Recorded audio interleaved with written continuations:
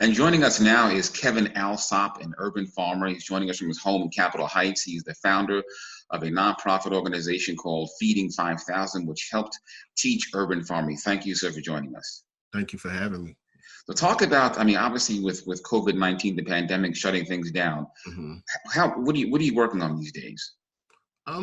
Well, with the whole pandemic thing, I'm getting a lot of phone calls from private residences, homeowners that's interested in starting their own gardens in their backyards or whatever space that they have.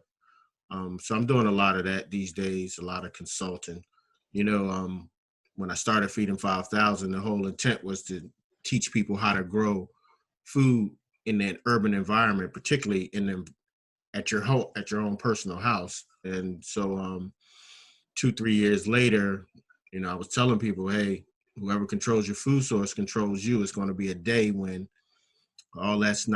everything that we know won't be the same. And so I think we got a glimpse of how fragile the system is as a whole, and even more so our food system. So you said you're getting calls from people about wanting to do some urban gardening, Uh-huh. but obviously there have to be some concerns with being in contact with people or having, or being in close contact with them. How do you get around that? Well, I mean, for the most part, it's not groups. It's usually an individual or two. Wear masks, keep our distance as much as possible. So that hasn't really been a issue or problem, because it's usually just one or two, maybe. They're being careful too. So Hmm. it's usually just 1-2 people at the most. Usually it's either the husband or it's the wife or it's the homeowner. So that hasn't really been an issue thus far.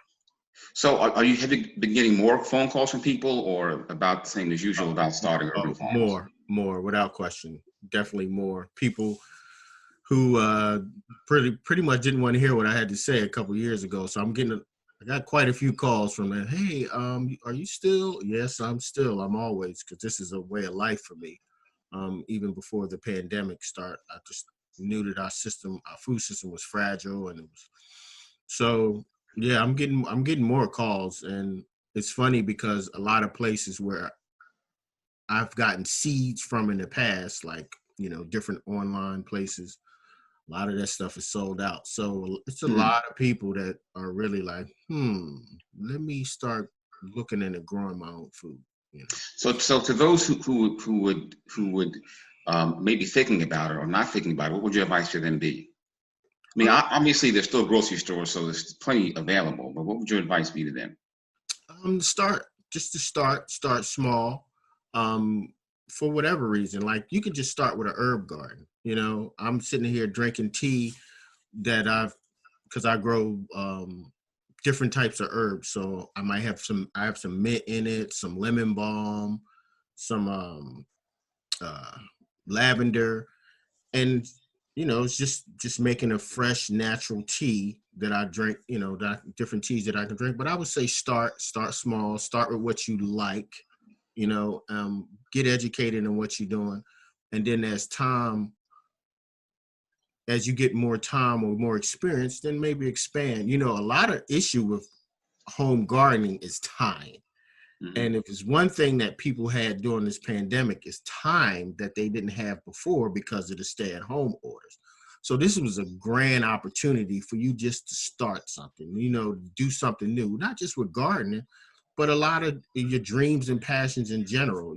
This is a grand time to start that if you start it from home. So if someone's thinking about an urban garden and wanting to get in contact with you, how would they do that?